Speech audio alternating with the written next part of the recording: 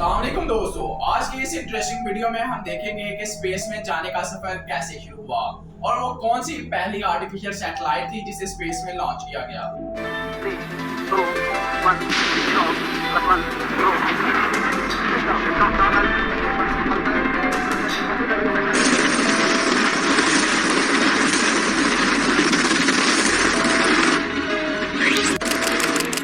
और साथ ही साथ हम ये भी देखेंगे कि इंडियन स्पेस एजेंसी इसरो और अमेरिकन स्पेस एजेंसी नासा में से कौन बेहतर तरीके से काम कर रहा है।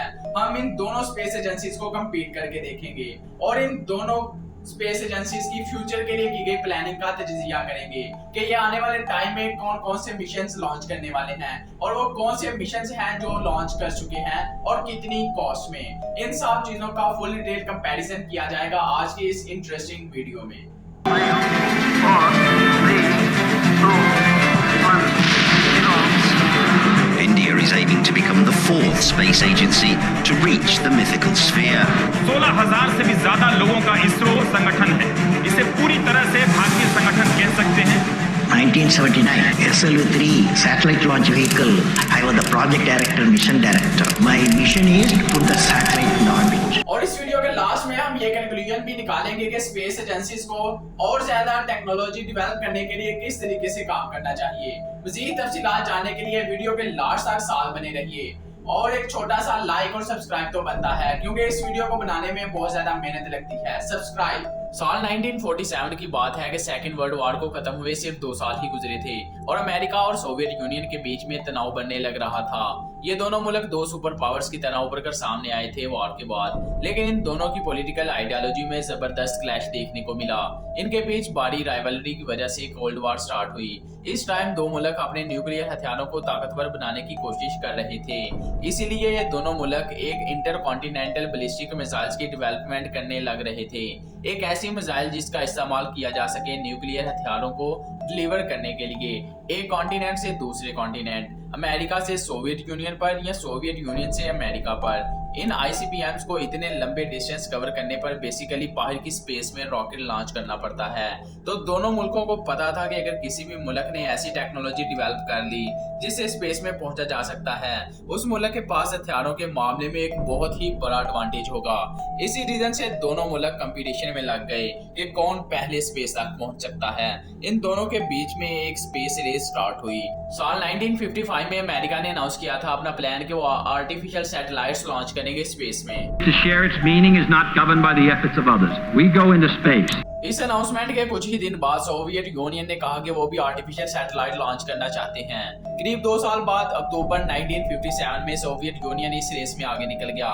उन्होंने हिस्ट्री बनाई स्पुतनिक को लॉन्च करके, दुनिया की पहली artificial satellite. The Soviet Union has launched the world's first satellite, Sputnik.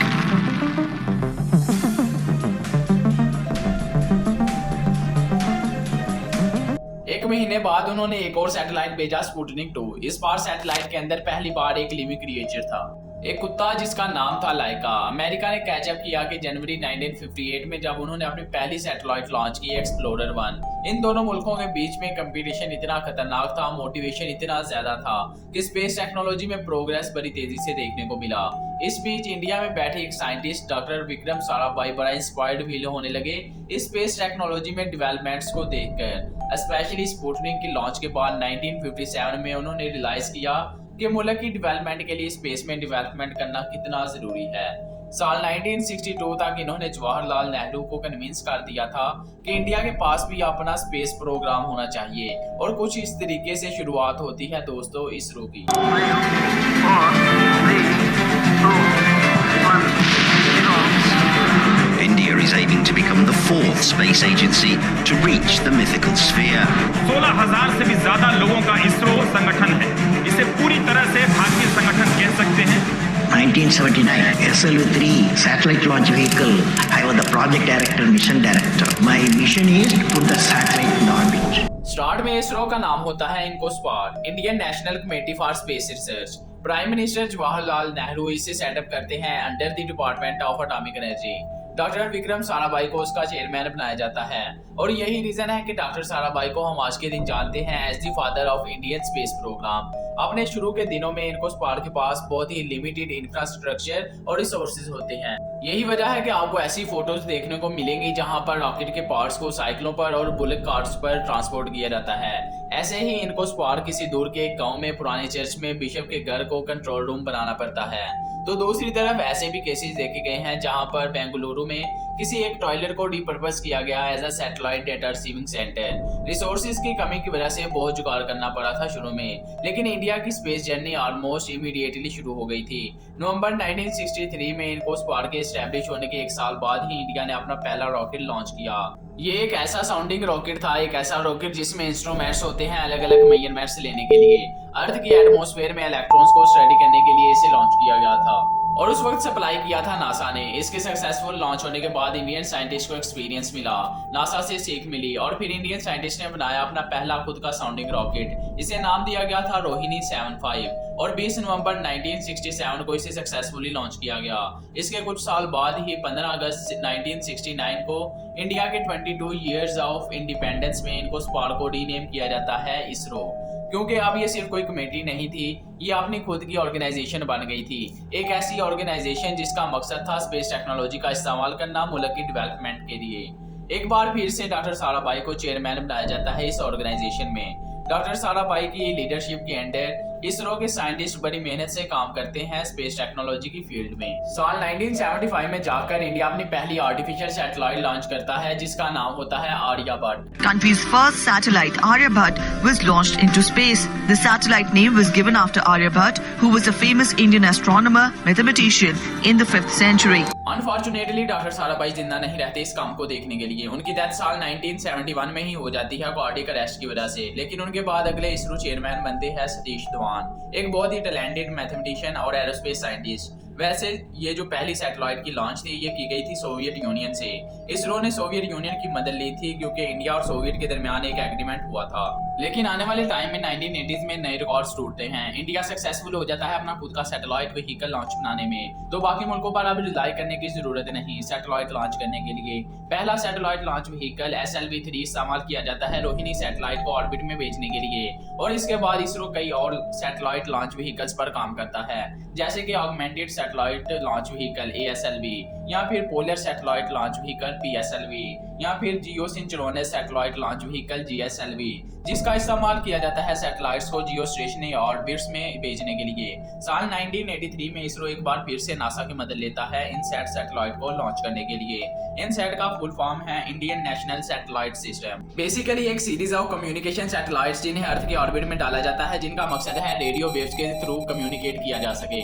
इसकी मदद से अब इंडिया में टेलीविजन ब्रॉडकास्टिंग की जा सकती थी, वेदर की फोरकास्टिंग की जा सकती थी, कोई बड़ा डिजास्टर आ रहा है, कोई टोर्नाडो आ रहा है कहीं पर, पहले ही वार्निंग दी जा सकती थी इन सैटेलाइट्स की मदद से।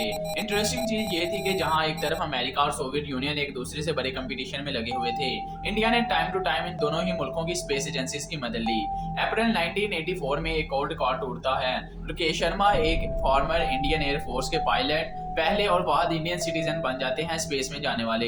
ये एक्चुअली में सोवियत यूनियन के रॉकेट सोयुज 11 में बैठकर स्पेस में गए थे, 8 दिन तक स्पेस में रहे थे as a part of Soviet Union Intercosmos programme. वैसे ऐसी यूजफुल खबरों से अपडेट रहने के लिए एक चीज मैं कहूंगा कि न्यूज चैनल्स पर मत रिलाई किया करो, अखबार पढ़ा करो। अखबार पढ़ना एक बहुत ही अच्छा सोर्स है नॉलेज गेन करने के लिए। डेली न्यूज चैनल्स पर जब भी कोई खबर दिखाई जाती है उसे 1 घंटे के टाइम स्लॉट को फिल इन करने के लिए खबर को खींचना पड़ता है, फालतू की डिस्कशंस करनी पड़ती हैं, हल्ला मचाना पड़ता है टेंशन बनाए रखने के लिए। दूसरी तरफ अखबारों में जितनी बड़ी खबर है, जितना कुछ कहने को है, उतना ही बड़ा आर्टिकल लिखा जाता है, और लिखते वक्त आर्टिकल्स को एक सर्टेन लेवल ऑफ रिसर्च करनी पड़ती है जिससे कि क्वालिटी आती है। ये मैं जनरली हर टाइप के अखबार के लिए कह रहा हूँ, लेकिन एक अखबार जो मैं आपको सजेस्ट करूंगा और ट्राई कीजिएगा, टाइम्स ऑफ इंडिया, स्पेशली इनका नया initiative the times of a better India.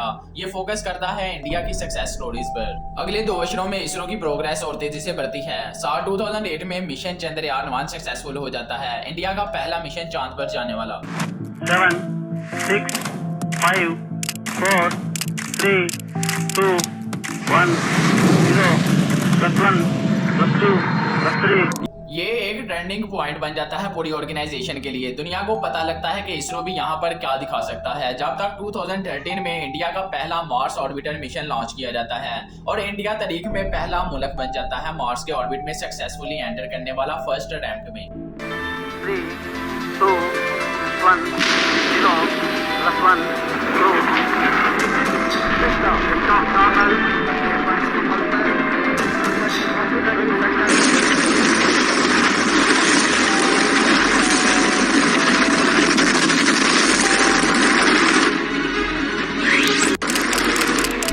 ISRO को एज अ स्पेस एजेंसी दुनिया की टॉप स्पेस एजेंसीज में गिना जाने लगता है। इंडिया को एक स्पेस सुपर पावर माने जाने लगता है। ये मार्स मिशन कई मायनों में हिस्टोरिक था। इंडिया चौथा मुल्क था सिर्फ ऑर्बिट में जाने वाला मार्स के, और इंडिया ने कर दिखाया सिर्फ $74 मिलियन की कॉस्ट में, जो कि बहुत कम कॉस्ट होती है। जो हॉलीवुड फिल्म बनी थी मार्शियन, उस फिल्म का बजट ही इंडिया के इस मिशन के बजट से ज्यादा था। $108 मिलियन स्पेंड किए गए वर्सेस $74 मिलियन यहाँ पर। लेकिन एक सवाल जो बहुत से लोगों के मन में यहाँ पर उठता है, इसरो की बड़ी अचीवमेंट्स नासा के सामने कितनी फिट बैठती हैं? क्या इसरो नासा की बराबरी कर सकता है?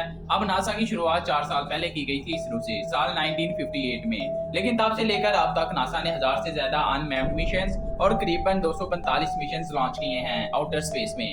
इनमें से सबसे बड़ा था साल 1969 में, जब पहली बार इंसानों को चांद पर भेजा गया। He decides the way to beat the Soviets is to put a man on the moon. We choose to go to the moon in this decade and do the other things, not because they are easy, but because they are hard. Neil Armstrong पहले आदमी बन के चांद पर कदम रखने वाले Apollo 11 के mission में।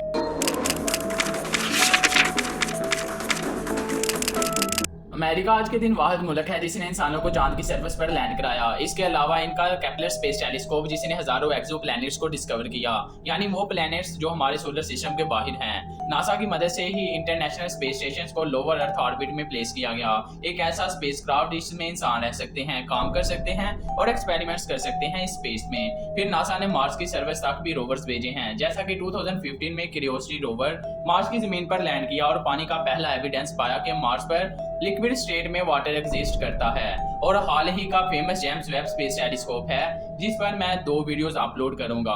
बहुत ही नई चीजें जिसकी वजह से हमें पता चली, ये भी नासा ने ही लॉन्च किया। तो क्या वजह है कि नासा बाकी स्पेस एजेंसीज के कंपैरिजन में इतना आगे है? इसके पीछे सबसे बड़ा रीजन तो दोस्तों वही है जिसकी मैंने वीडियो के शुरू में बात की थी। नासा को साल 1958 में एस्टेब्लिश किया गया था सोवियत यूनियन के रिस्पॉन्स में। Today, a new moon is in the sky, a 23-inch metal sphere placed in orbit by a Russian rocket. Soviet union जब इस रेस में दौड़कर आगे निकल गया, जब उन्होंने अपनी पहली सैटेलाइट लॉन्च की, तब अमेरिका को लगा कि हम पीछे कैसे रह सकते हैं, हम भी सिविलियन कैपेसिटी में एक अपना स्पेस प्रोग्राम बनाते हैं। इन दोनों के बीच में इतना ज्यादा फायर्स कंपटीशन था कि इतनी ज्यादा इनोवेशन हमें देखने को मिली।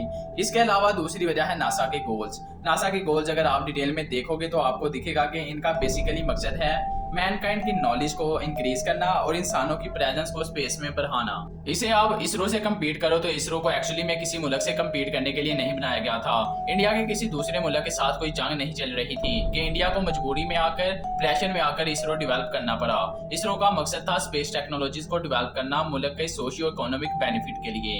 ऊपर से देखकर आपको लगेगा कि इनके मिशन काफी सिमिलर हैं, लेकिन ट्रेडिशनली देखा जाए तो नासा का शुरू से ही रिसर्च, एक्सप्लोरेशन और टेक्नोलॉजिकल एक्सपेरिमेंट्स करने में ज्यादा इंटरेस्ट था। उन्होंने अपोलो 2 का मिशन इसलिए किया कि वो सोवियत यूनियन से आगे निकलना चाहते थे। वो पहला मुल्क बनना चाहते थे जो एक्चुअली में किसी को चांद पर भेजे। वो दिखावे के मामले में ज्यादा बड़ी सुपर पावर बनना चाहते थे।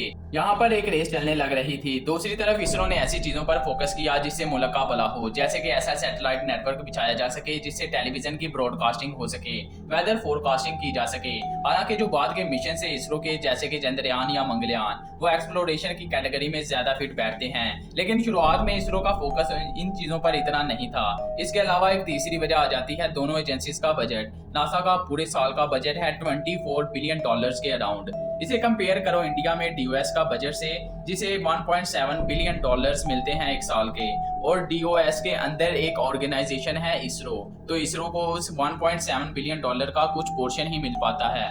तो अप्रोक्सीमेटली देखा जाए यहाँ पर नासा का बजट 20 गुना ज्यादा है इसरो के मुकाबले में। ऑब्वियसली बात है कि नासा के पास ज्यादा पैसे हैं स्पेंड करने के लिए, और एक्चुअली में एम्बिशियस और एक्सपेरिमेंटल मिशंस पर इसरो अपना ज्यादातर बजट स्पेंड करता है नई टेक्नोलॉजीज को डेवलप करने के लिए, स्पेस व्हीकल्स की कंस्ट्रक्शंस में, और ग्राउंड स्टेशंस और जो नेसेसरी स्पेस मिशंस हैं सिर्फ उन्हें ही कंडक्ट किया जाता है और ज्यादा पैसा बचता नहीं है। तो ऑब्वियसली बात है कि नासा का इंफ्रास्ट्रक्चर कई गुना ज्यादा बेहतर है इसरो के मुकाबले में, लेकिन कुछ चीजें ऐसी हैं जिनमें इसरो नासा से आगे है: एफिशिएंसी, रिसोर्सफुलनेस और कॉस्ट इफेक्टिवनेस। फॉर एग्जाम्पल साल 2005 में नासा ने एक सोलार मिशन स्टीरियो लॉन्च किया था जिसकी कॉस्ट पड़ी थी $550 मिलियन उस वक्त। आज के दिन इसरो का आगे प्लान है कि एक सिमिलर सोलर मिशन लॉन्च किया जाएगा, आदित्य L1, जिसकी कॉस्ट पड़ेगी सिर्फ $55 मिलियन और वो भी आज की इकोनॉमी में। तो आप यहाँ पर इमेजिन कर सकते हो कि 1/10 कॉस्ट पर सेम मिशन किया जा रहा है। सिमिलरली नासा ने 2 मिशन प्लान किए हैं वीनस प्लैनेट पर आने वाले टाइम में। एक होगा इनका वेरिटास मिशन जिसे साल 2028 में लॉन्च किया जाएगा और एक होगा द विंसी मिशन जिसे साल 2029 में लॉन्च किया जाएगा। टोटल कंबाइंड कॉस्ट एस्टिमेट की गई है $1 बिलियन। दूसरी तरफ इसरो ने शुक्रयान 1 मिशन प्लान किया है जो वीनस पर जाएगा। प्लान के अकॉर्डिंग ये 2025 में लॉन्च किया जाएगा, यानी कि नासा से पहले किया जाएगा और कॉस्ट एस्टिमेट की जा रही है 62 मिलियन से लेकर $125 मिलियन के बीच में। अगेन 1/10 कॉस्ट पर किया जाएगा। इस वक्त 3 मिशन इसरो के इंपॉर्टेंट होने वाले हैं। पहला गगनयान, दूसरा आदित्य L1, तीसरा चंद्रयान 3। लॉन्ग टर्म फ्यूचर में अगर सबसे एम्बिशियस प्लान की बात करें तो वो इसरो का प्लान है कि साल 2030 तक इंडिया का खुद का स्पेस स्टेशन हो स्पेस में। ये चीज फॉर्मर इसरो चेयरमैन चीफ के शिवान ने अनाउंस की थी साल 2019 में। यहाँ पर एक चीज तो पक्की है कि वो जो जमाना था सोवियत यूनियन और अमेरिका का रेस किया करते थे पहले स्पेस में जाने के लिए, जबरदस्त कंपटीशन का जमाना था, वो खत्म हो चुका है। अब आज का जो जमाना है वो कोई इसरो वर्सेस नासा या इसरो वर्सेस कोई और स्पेस एजेंसी का नहीं है, बल्कि ये टाइम है इसरो प्लस नासा या इसरो प्लस बाकी स्पेस एजेंसीज का। आज के दिन ज्यादातर मुवालक आपस में लड़ाई नहीं करना चाहते, कम्पीट नहीं करना चाहते, बल्कि कोलैबोरेट करना चाहते हैं, बल्कि साथ में मिलकर काम करने में ही बेहतरी है। जब एक दूसरे के साथ टेक्नोलॉजीज शेयर की जाएंगी, पैसे बचाने के आइडियाज शेयर किए जाएंगे, मिलकर काम किया जाएगा, तभी तो हमें इंसानों के लिए प्रोग्रेस देखने को मिलेगी, किसी एक या दूसरे मुल्क के लिए नहीं बल्कि पूरी इंसानियत के लिए। और यहाँ पर इंडियंस का कहना है कि हमें उम्मीद है कि जिस इंडियन इकोसिस्टम ने इसरो की ग्रोथ को सपोर्ट किया है और साइंटिस्ट को एम्पावर्ड किया है, इसरो को इस मुकाम तक पहुंचाने के लिए हम उस तरीके से इसरो को सपोर्ट करते रहेंगे आने वाले टाइम में। वैसे जो कहानी मैंने आपको वीडियो के शुरू में बताई थी उसकी भी एक हैप्पी एंडिंग है। अमेरिका और सोवियत यूनियन ने जरूर एक दूसरे से कम्पीट करके शुरुआत की थी, लेकिन जुलाई 1975 तक अमेरिका और सोवियत यूनियन भी एक दूसरे के साथ कोलैबोरेट करने लग गए थे स्पेस के मामले में।